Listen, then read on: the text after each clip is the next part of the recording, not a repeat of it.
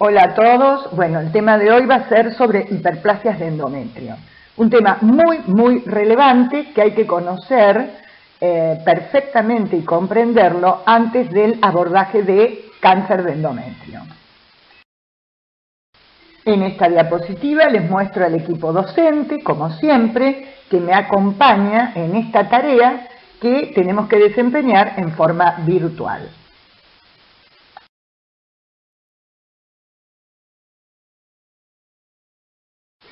¿Por qué es importante este tema? Porque cuando hablamos de hiperplasias de endometrio, nos estamos refiriendo a un proceso que ocurre en la cavidad endometrial, que en general es difuso, pero que también puede ser focal, y que es la proliferación anormal, predominantemente del componente glandular de este endometrio, que en un pequeño porcentaje de casos puede progresar a un carcinoma de endometrio en líneas generales bien diferenciado. Y esta es la imagen ecográfica, yo les diría, típica de una hiperplasia de endometrio, que es la entidad en la que existe, como decíamos, una proliferación de glándulas endometriales de tamaño y forma irregular, con mayor proporción de glándulas sobre la estroma, a consecuencia de una excesiva exposición a los estrógenos. Aproximadamente en el 15% de los raspados biopsias de endometrio de mujeres posmenopáusicas con cuadro clínico de hemorragia uterina anormal se diagnostica una hiperplasia de endometrio. La hiperplasia endometrial es una proliferación, como decíamos, de estas glándulas endometriales en tamaño y en forma irregular, con un aumento de la proporción de la glándula estroma que se desarrolla por esta excesiva exposición a estrógenos, que muchas veces puede ser ya sea endógena por determinadas situaciones, patologías que tiene la paciente, o exógena, sin que exista en líneas generales una oposición a este efecto proliferativo de los estrógenos, tal como ocurre en los ciclos que normalmente son ovulatorios. Entonces, por ejemplo, el típico ejemplo son las pacientes que tienen un síndrome de ovario poliquístico y que son anovuladoras. Hay acción del estrógeno endógeno sobre el endometrio sin la oposición del progestágeno, que es lo que se opone naturalmente a la acción estrogénica. O cuando se administran, por ejemplo, exógenamente terapia hormonal para la menopausia en una paciente que tiene útero y se le da simplemente el estrógeno sin darle la oposición del progestágeno. Cabe aclarar que esto es una mala praxis. Normalmente cuando una paciente tiene un síndrome climatérico y hay que medicarla y hay que administrarle estrógenos, que es lo que le va a solucionar una serie de situaciones que va a tener esta paciente, como por ejemplo el síndrome climatérico, con una mano uno le da como médico el estrógeno y con la otra, ineludiblemente, si la paciente tiene útero, le tiene que dar el progestágeno para contrarrestar la acción proliferativa de este estrógeno sobre el endometrio. En un aumento de la producción de los estrógenos, también puede ocurrir, como decíamos, o funcional, como en el síndrome de ovario poliquístico, o, por ejemplo, más raramente, cuando una paciente presenta tumores ováricos funcionantes, como por ejemplo los de las células de la granulosa o el tecoma ovárico, que producen estrógenos en demasía, ¿ok?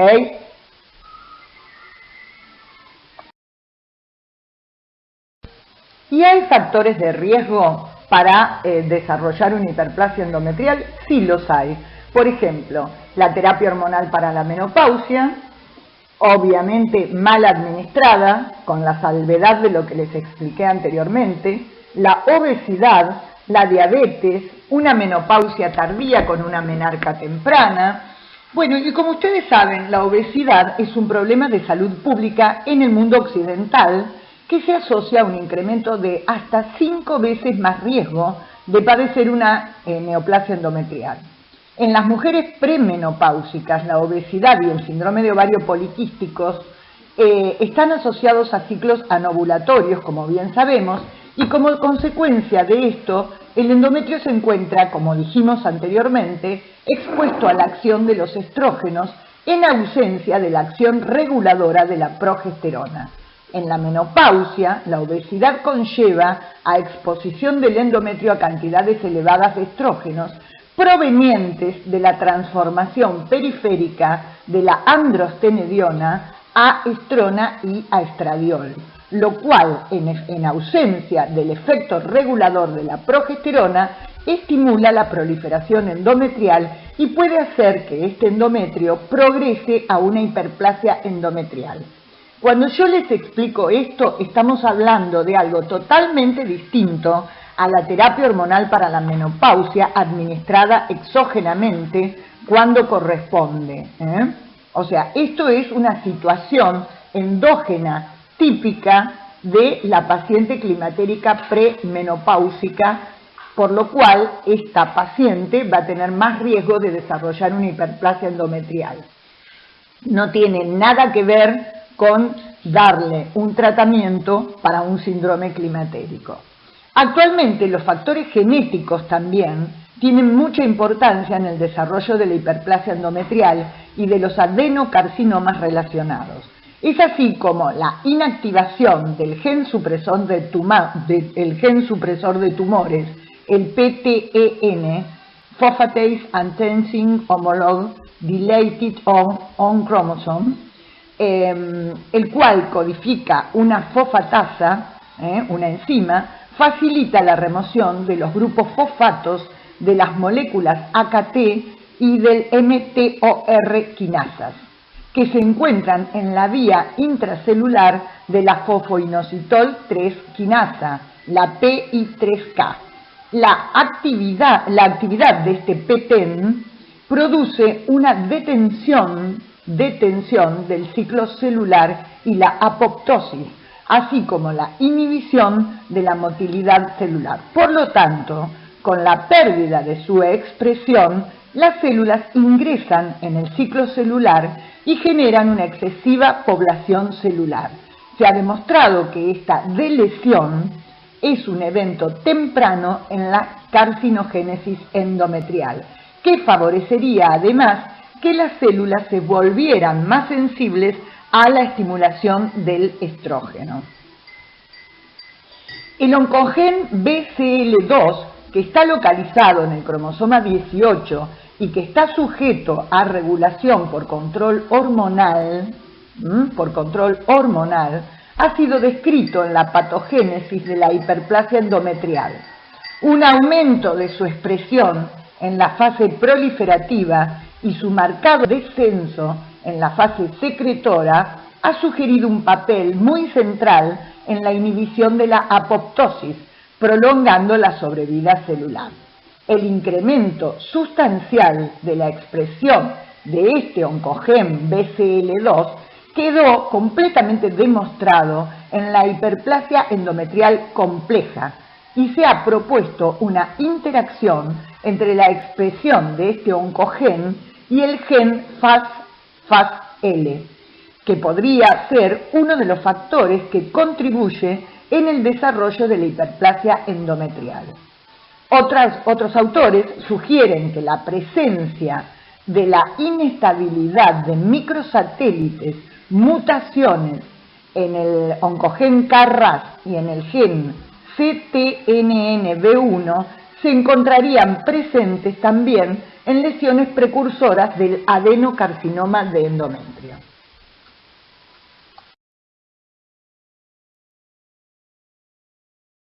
Bueno, y la clasificación de las hiperplasias de endometrio histopatológicas es muy sencilla.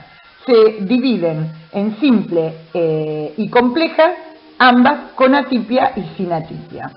La OMS mantiene la clasificación con base histopatológica de presencia o no de atipia celular.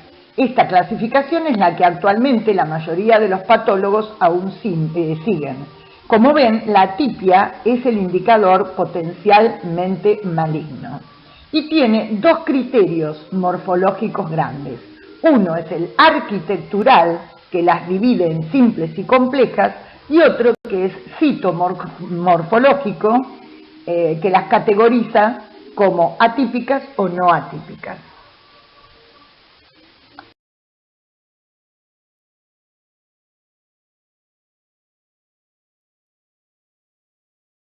La hiperplasia simple, también conocida como hiperplasia quística, sería la lesión proliferativa con cambios arquitectónicos en las glándulas de diversos tamaños, con mínimos cambios en la complejidad y densidad glandular y abundante estroma entre las mismas. Es decir, las glándulas endometriales estarían dispuestas irregularmente, pero ampliamente separadas por estroma, que también es hiperplásico. Y las glándulas en su mayoría son redondas o tubulares y en general no hay mitosis. El epitelio superficial es pseudoestratificado con ocasionales figuras mitóticas, como decíamos, pero ausencia de atipia nuclear. En cambio, en la hiperplasia compleja vamos a ver abundantes glándulas desorganizadas, con evaginaciones luminales, con mitosis típicas presentes, poca estroma entre las glándulas, y la proporción glándulas-estroma es mayor al 50%.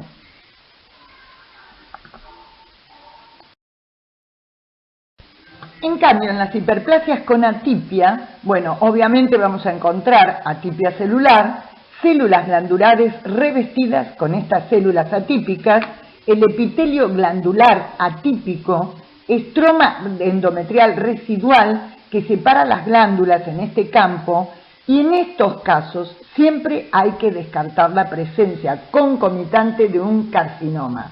¿Por qué? Porque muchas veces en un mismo endometrio, en un sector del mismo, la paciente puede tener focalmente o difusamente una hiperplasia atípica y en otro sector puede tener un cáncer de endometrio. Por ejemplo, un cáncer de endometrio estadio 1B asocia generalmente un 37% de hiperplasia endometrial. Esto es muy importante a tener en cuenta. En el caso de la hiperplasia endometrial compleja, nos referimos a la lesión proliferativa que exhibe un incremento en el número y en el tamaño de las glándulas endometriales, que van a estar apiñadas de forma irregular, con un mínimo estroma interpuesto, adoptando una morfología característica conocida como patrón de back-to-back, espalda contra espalda. La hiperplasia endometrial atípica es una entidad histopatológica que entraña dificultades diagnósticas y terapéuticas, dada la frecuencia, como dijimos anteriormente, con que las pacientes que tienen este diagnóstico presentan finalmente un adenocarcinoma de endometrio en la pieza de histerectomía. Dadas las dificultades existentes para la categorización de la hiperplasia endometrial atípica o el adenocarcinoma, algunos autores han creado el concepto de neoplasia endometrial intraepitelial, que clasifica aparentemente de manera más eficaz a las pacientes con riesgo alto y bajo de cáncer.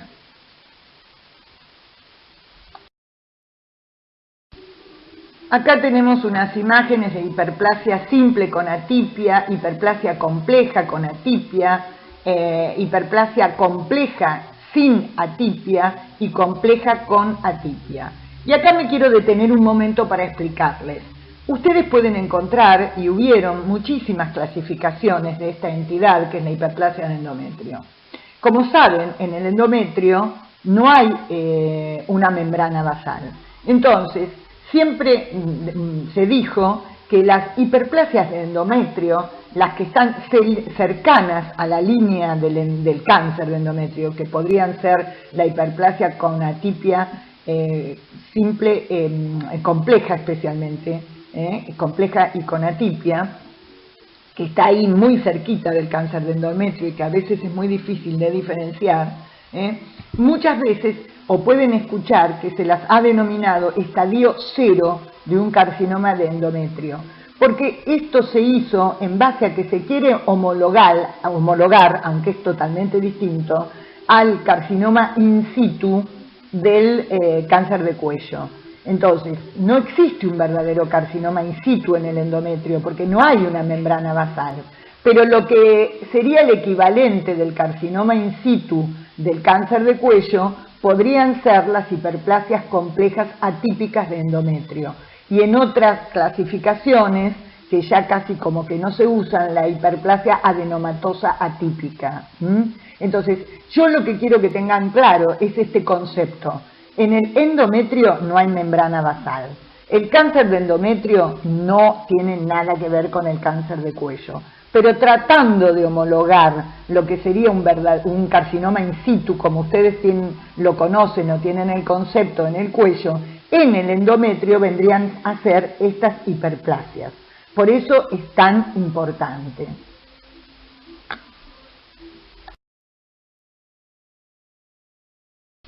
Entonces, la relación entre la hiperplasia de endometrio y el adenocarcinoma de endometrio está demostrada. La mayoría de los adenocarcinomas tienen hiperplasias de endometrio previas entre un 33 a un 75% de los casos.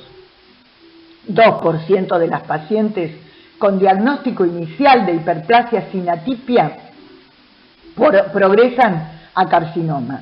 23% de las pacientes con diagnóstico de hiperplasia simple o compleja con atipia progresan a adenocarcinoma.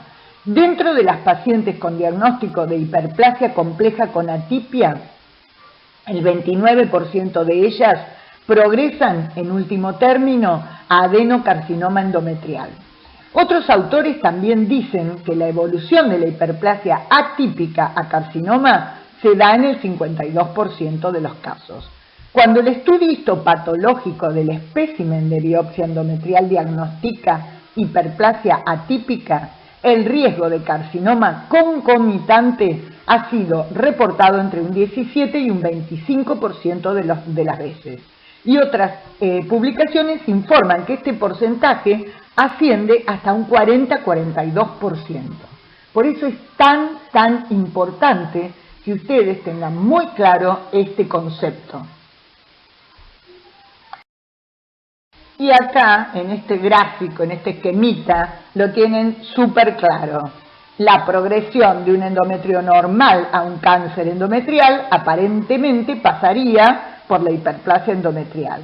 La hiperplasia endometrial atípica sería un verdadero factor predisponente o la antesala al cáncer de endometrio.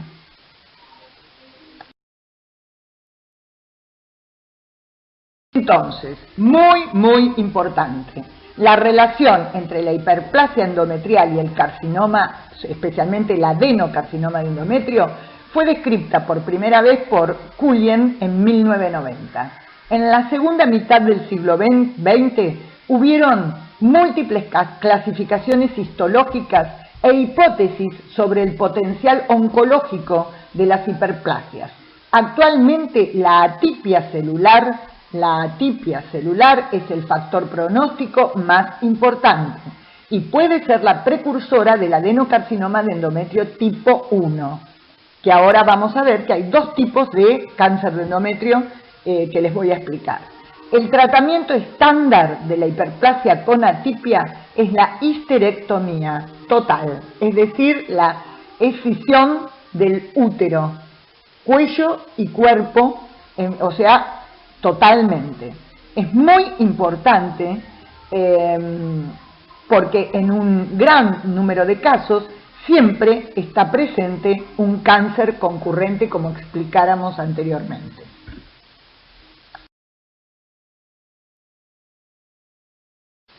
Y acá les vamos a introducir el nuevo concepto, la nueva terminología del Endometrial Collaborative Group.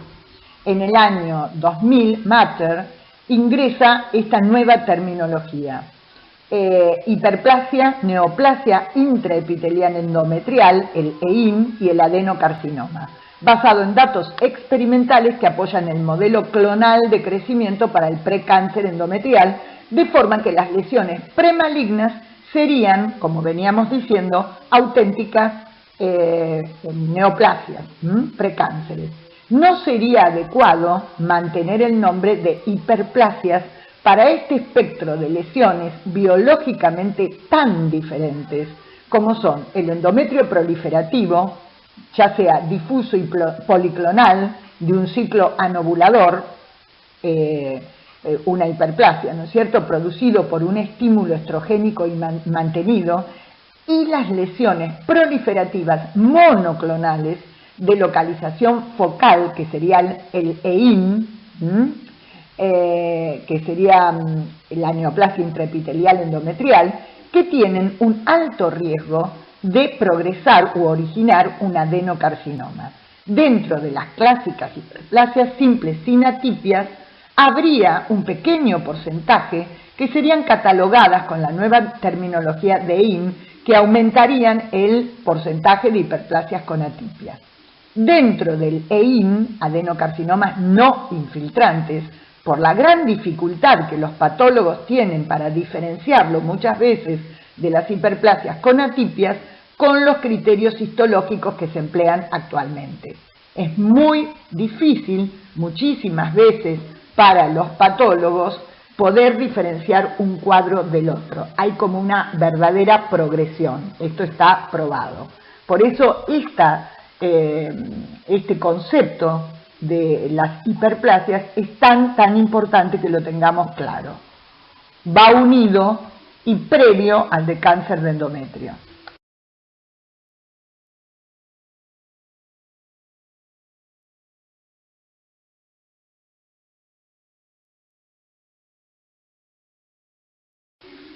Teniendo esto, lo anteriormente explicado, muy clarito, vamos a ver qué cuadro clínico tienen las hiperplasias, o estos cambios endometriales. Bueno, generalmente el cuadro clínico es, digamos, la paciente se va a presentar con una SUA, hemorragia uterina anormal. En aproximadamente 15% de toda hemorragia uterina anormal, 15% de toda SUA, se hace diagnóstico de alguna forma de hiperplasia, por lo cual se deberá hacer diagnósticos diferenciales de acuerdo al grupo etario de la paciente. No es lo mismo una hemorragia uterina anormal en una adolescente, en una embarazada o en una climatérica premenopáusica. Entonces es muy importante ver en qué contexto se desarrolla la hemorragia uterina anormal que presenta nuestra paciente. Entonces, SUA, sangrado uterino anormal. Cuando yo digo SUA, sangrado uterino anormal, me estoy refiriendo a cualquier sangrado diferente al patrón menstrual en frecuencia, regularidad, volumen y duración, definiéndose como anormal una frecuencia menor a 21 días o mayor a 35, ciclos irregulares, variación de un ciclo al siguiente de más de 20 días, y el volumen mayor a 80 mililitros. Esto del volumen mayor a 80 mililitros es absolutamente subjetivo y generalmente muy difícil de medir. Pero bueno, haciendo la anamnesis tenemos que tratar de darnos cuenta si el sangrado que presenta la paciente es abundante o no. Por ejemplo, le vamos a preguntar si moja abundantemente una toallita o si se tiene que cambiar el tampón cada, por ejemplo, 2 horas, o es un volumen de sangrado que interfiere con sus actividades diarias, por ejemplo, si se despierta a la noche o mancha la ropa o las sábanas, o tiene una duración mayor a 5 días. Es decir, si bien es subjetivo, hay que charlar con la paciente, tratar de interrogarla y tratar de definir si esto configuraría un volumen mayor a 80 mililitros. Entonces, cualquier sangrado que se presente en mujeres menopáusicas es SUA. Ninguna paciente posmenopáusica tiene que sangrar. Entonces, se considera una hemorragia genital anómala. Entonces, El sangrado uterino anormal, el posmenopáusico, el más frecuente, y hallazgos anormales en la citología vaginal. Entonces acá viene el otro concepto que tienen que tener muy claro. Toda hemorragia genital en una paciente posmenopáusica es un cáncer de endometrio o alguna de estas patologías endometriales hasta que yo no demuestre lo contrario. No puede quedar sin diagnóstico. Esto es importantísimo. Es relevante darle importancia al sangrado uterino anómalo en una paciente peri y posmenopáusica. Lo mismo, otra posibilidad es hallazgos anormales en una citología vaginal. Nosotros le hacemos el Papanicolao a una paciente que es la citología oncológica y viene anormal el informe, es un Papanicolao, una citología anormal oncológica, darle mucha importancia, ver en qué contexto aparece esa citología oncológica anormal. Muy importante. ¿Por qué? Porque toda hiperplasia, todo cambio endometrial, simple, complejo, simple con atipia o complejo con atipia, puede tener alguna progresión a un cáncer de endometrio. Esto hay que tenerlo en mente siempre. Desde algo más inusual, como por ejemplo en el caso de la hiperplasia simple, tiene una progresión a cáncer de endometrio descripta del 1%, pero fíjense en este slide, la compleja con atipia pasa al 23 al 29%, alrededor de un 30%, y la simple con atipia 8%. Entonces es muy relevante tener esto muy claro, asociar este tipo de cambios endometriales y descartar el cáncer de endometrio, porque quizás la única oportunidad que va a tener nuestra paciente de solucionar su problema y de salvarle la vida, ¿no es cierto? O de salvarle el órgano en cuestión, en este caso el útero.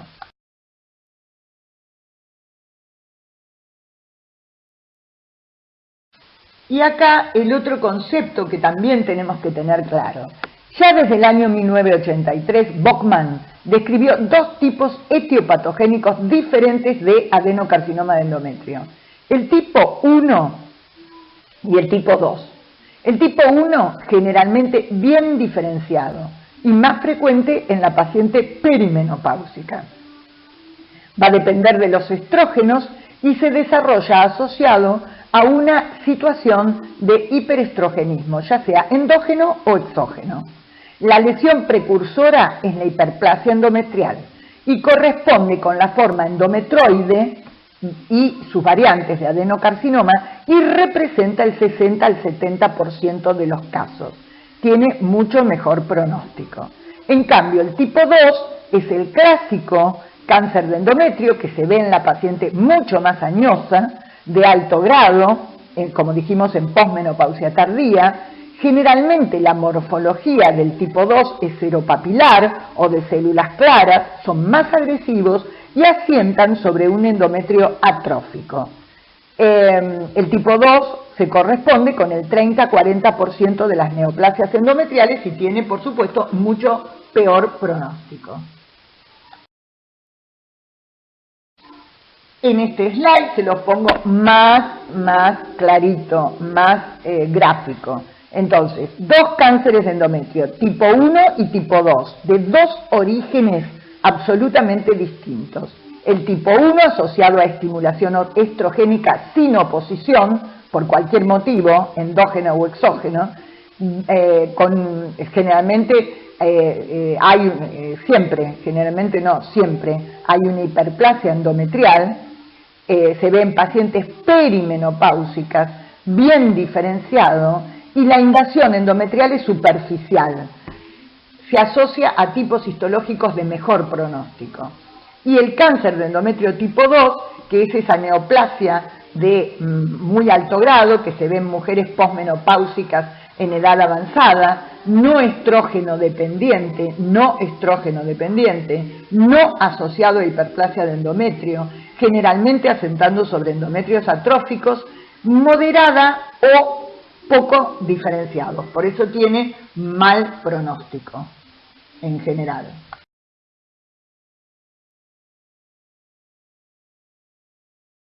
¿Y cómo hacemos el diagnóstico? Bueno, si es una paciente premenopáusica en el laboratorio, por supuesto, fundamental excluir el embarazo. Le vamos a solicitar seguramente una ecografía ginecológica endovaginal que nos va a ayudar a diferenciar otras etiologías. Vamos a descartar imágenes compatibles con miomas, pólipos, o sea, otro tipo de patología endometrial. Y es muy importante en la ecografía endovaginal evaluar el grosor y la homogeneidad endometrial. Sí, por supuesto, como dijimos, no puede quedar sin diagnóstico y la certeza la va a dar la biopsia endometrial, que se puede hacer a través de un raspado uterino total fraccionado o de una histeroscopia con la realización de una biopsia endometrial. La ecografía transvaginal es el mejor método, como dijimos, no invasivo, para evaluar mujeres posmenopáusicas, tanto sintomáticas como asintomáticas, para el diagnóstico de patología endometrial. En esta diapositiva vemos claramente cómo se toma la medida del endometrio a través de una ecografía endovaginal. Es una técnica no invasiva y sencilla. La medición del grosor endometrial se realiza mediante la ecografía ginecológica endovaginal en un corte sagital del útero. Los valores de corte para el grosor endometrial han sido estudiados en relación con la sensibilidad y especificidad para el diagnóstico de cáncer de endometrio y de esta manera poder definir cuándo debemos indicar un estudio histopatológico en estas pacientes, teniendo en cuenta además si tienen o no sangrado vaginal. El valor de corte indicado por la mayoría de los autores es entre 4 y 5 milímetros. Es decir, más allá de 5 milímetros, el grosor endometrial estaría indicado, especialmente si además tiene un sangrado una paciente posmenopáusica, el estudio histopatológico para poder descartar si tiene un cáncer de endometrio o qué otra patología pudiera tener. Cuando el espesor es mayor a 5 milímetros, como dijimos, tiene gran importancia la evaluación ecográfica, también morfológica y vascular, porque es cuando aumentamos nuestra sospecha. Entonces, morfológicamente hay que valorar si el endometrio es homogéneo o es heterogéneo, asimétrico, si presenta áreas hipoecogénicas o si se observan imágenes focales. Si se identifica alguna colección endocavitaria, medir el espesor, y la interfase endometrio-miometrio debe ser examinada muy detalladamente, ya que cuando existe, por ejemplo, en un cáncer endometrial, infiltración hacia el miometrio de este tumor, se va a observar una distorsión e irregularidad en esa interfase endometrio-miometrio. Y también podemos hacer, y es muy útil, la evaluación vascular utilizando el Doppler color. Entonces podemos evaluar el grado de vascularización, ver si está ausente, si es escasa o si es muy abundante, si es ordenada o es anárquica, tanto en el endometrio como en la interfase endometrio-miometrio, consignando si se observan vasos que atraviesan esta interfase. La hipervascularización endometrial y subendometrial es más frecuente en carcinomas que en lesiones benignas.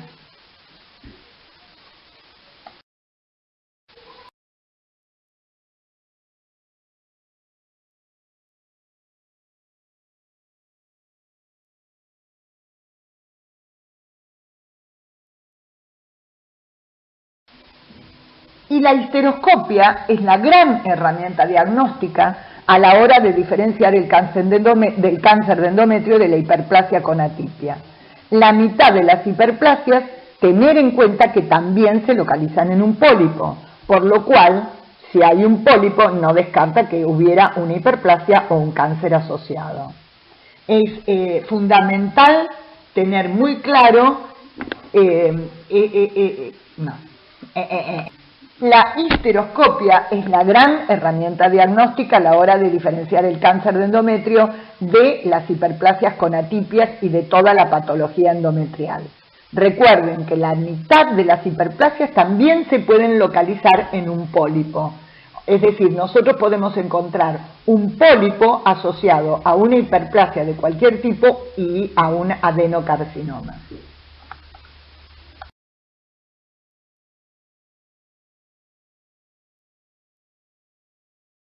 ¿Y cómo vamos a proceder una vez hecho el diagnóstico?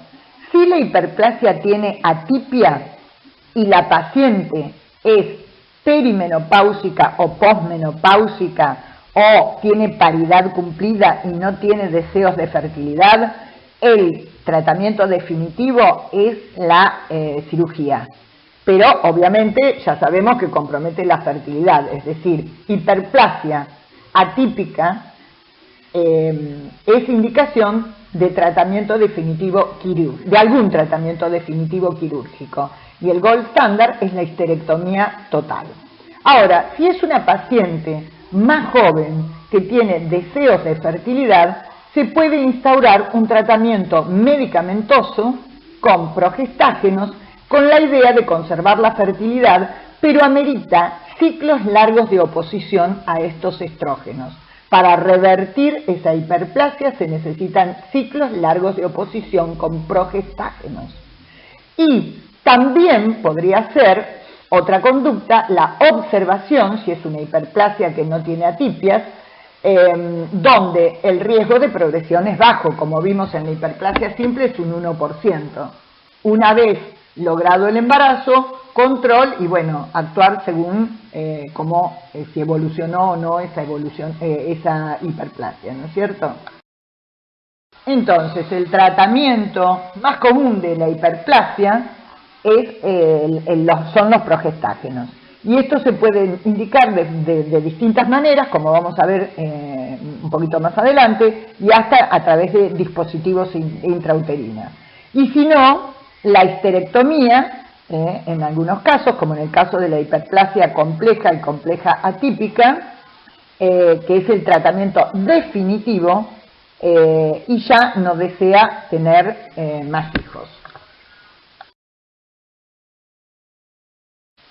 Entonces, ideal para mujeres que desean fertilidad o en las hiperplasias simples o complejas sin atipias, progesterona. ¿Por qué? Porque activa los receptores de progesterona, produce desidualización de la estroma y adelgazamiento del endometrio, disminución de los receptores de estrógeno y progesterona y activa la hidroxilasa que convierte el estradiol a estrona. Podemos dar acetato de medroxiprogesterona 10 miligramos día, acetato de noretisterona, que es un noresteroide con acción parecida a un progestágeno, 5 a 10 miligramos diarios, o progesterona natural micronizada, ya sea por vía oral o endovaginal, 200 miligramos diarios. Lo importante del tratamiento con progestágenos es que debe ser instituido, elijamos la formulación que elijamos, mínimo 12 a 14 días al mes. Menos que esto no es útil y no va a revertir la hiperplasia de endometrio. El tratamiento con progestágenos o con progesterona debe ser instituido 12 a 14 días al mes como mínimo. Y entonces podemos obtener una regresión en hiperplasia compleja sin atipia de alrededor de un 80% y de una compleja con atipia, en el caso que la paciente desee embarazarse, 69%. Sino también la otra alternativa es colocarle un dispositivo intrauterino, un SIU, un sistema endoceptivo intrauterino, con levonorgestrel, que libera in situ en el endometrio 15 a 20 microcentigramos día del levonorgestrel, que es el progestágeno. De esta manera vamos a tener menos histerectomías totales va a proveer, si la paciente es premenopáusica, de un método anticonceptivo de larga data, no tiene prácticamente impacto sistémico, entonces va a haber una mejor tolerancia, y se dice que la regresión de hiperplasia compleja es del 92% y de la hiperplasia con atipia de un 90%.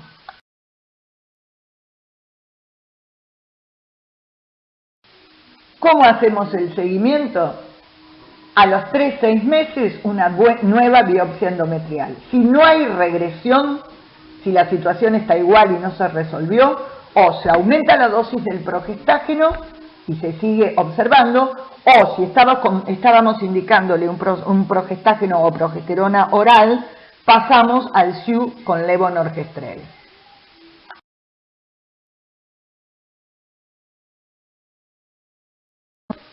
Entonces, las progestinas orales se han usado como tratamiento conservador no quirúrgico en pacientes jóvenes con hiperplasia endometrial atípica, pero las progestinas orales se asocian muchas veces con efectos secundarios que a veces pueden limitar la eficacia general. Por eso, la otra alternativa, que es el sistema intrauterino liberador de levonorgestrel, el SIU con levonorgestrel, el dispositivo intrauterino, reduce el riesgo de hiperplasia endometrial porque ralentizaría el engrosamiento del revestimiento del útero, y los estudios informan que puede ser un muy buen tratamiento conservador apropiado para la hiperplasia atípica, en los casos en que la paciente desee embarazo o haya contraindicación a la cirugía, por supuesto con un control estricto. Entonces, las hiperplasias con atipia, ni duda que si la paciente es perimenopáusica o posmenopáusica, el gold standard del tratamiento, lo ideal es la histerectomía total. Con eso resolvemos el problema definitivamente. Pero en los casos en que no se pudiera o no se quisiera hacer la histerectomía total, por los motivos que antes les expliqué, podemos hacer el tratamiento con progestinas, es decir, con progestágenos o con progesteronas, o con el SIU de levonorgestrel. Tratar de que la paciente logre el embarazo lo más pronto posible y controlarla con biopsias endometriales cada 6 a 12 meses. Si hay progresión, bueno, se indicará la histerectomía o se irá a otra instancia de tratamiento. Otras posibilidades, por ejemplo, involucran al danazol, que es un antiestrógeno funcional, que se puede indicar en 400 miligramos días durante 6 meses. Se dice que la regresión utilizando el danazol serían 83% de los casos, con una recaída del 8% después de 4 meses, o algún análogo del GnRH que produciría regresión en el 86% de los casos de la hiperplasia sin atipia, pero que no es eficaz en la hiperplasia con atipia.